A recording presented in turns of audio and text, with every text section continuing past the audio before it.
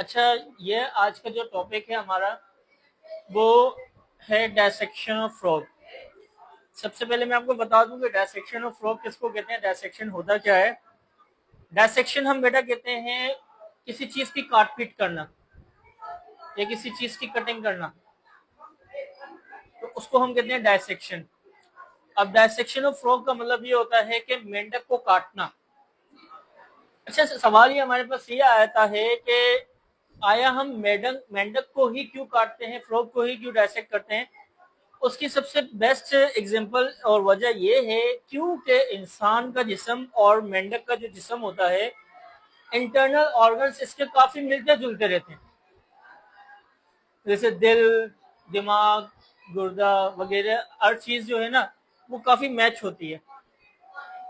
तो आज आपको सिखाएंगे कि किसी भी मेंढक को किस तरह से डायसेक्शन किया जाता है, किस तरह से उसको डायसेक्ट किया जाता है।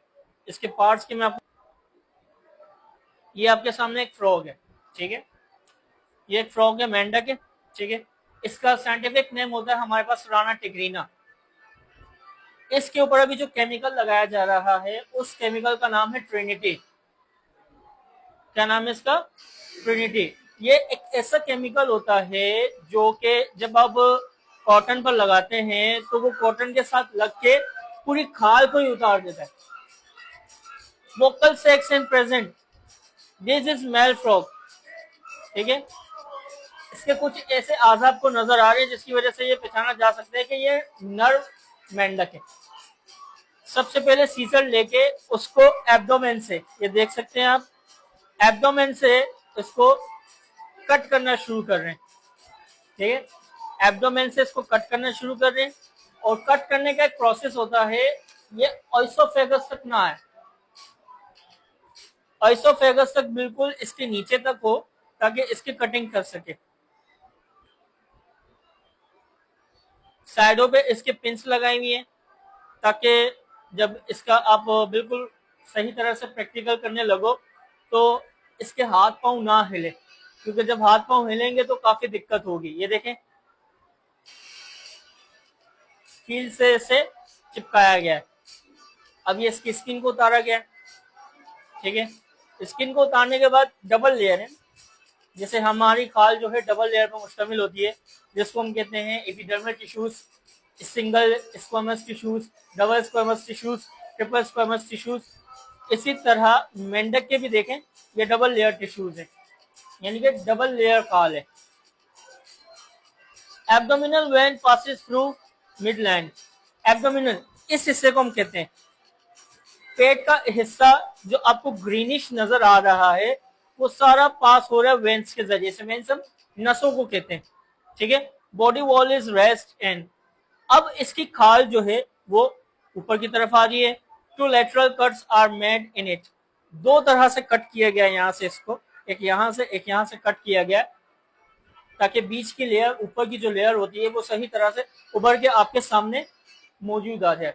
अच्छा, फ्रॉग जो होता है उसके तीन पार्ट्स तो मेन इंपॉर्टेंट होते हैं, या जैसे इंसानों के भी तीन पार्ट्स जो है वो बहुत इंपॉर्टेंट होते हैं। Number first digestive system, number three number two excretory system, number three respiratory system जिसको आप पल्मोनरी सिस्टम के नाम से भी जाते हैं, एंड सर्कुलेटरी सिस्टम, दौरानिया खून का निजाम।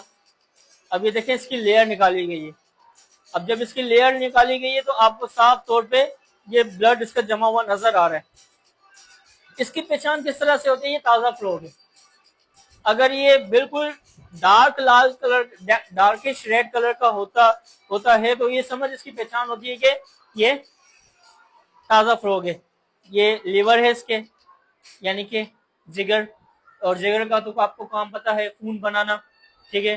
गैल ब्लैडर, अल्लाह ताला ने हमारे जिस्म में एक थैली एक्स्ट्रा पैदा की हुई होती है जिसमें सारा खून जमा हुआ होता है, और ठीक है, और अल्लाह आपको नेकी दे। इसके अलावा स्टमक, मैदा, ठीक है, लंग, फेफड़ा,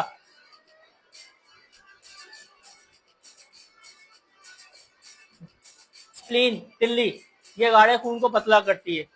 और हमारे जिस्म में जो, या मेंढक के जिस्म में 120 दिन के बाद जो रेड ब्लडेड सेल्स मरते हैं वो तिल्ली में ही दफन होते हैं। अगर आपसे कोई पूछे ना कि व्हाट इज स्प्लीन, के तिल्ली क्या है, तो आप क्या कहोगे? Spleen is the graveyard of the red blooded cells, के तिल्ली जो है वो लाल खुलियों की कब्रिस्तान है। स्मॉल इंटेस्टाइन, जहां सारा यूरिन जमा होता है, लाल खुलियों की कब्रिस्तान है। लाल खुलिये हमारे जिस्म में पैदा होते हैं जो खून से पैदा होते हैं।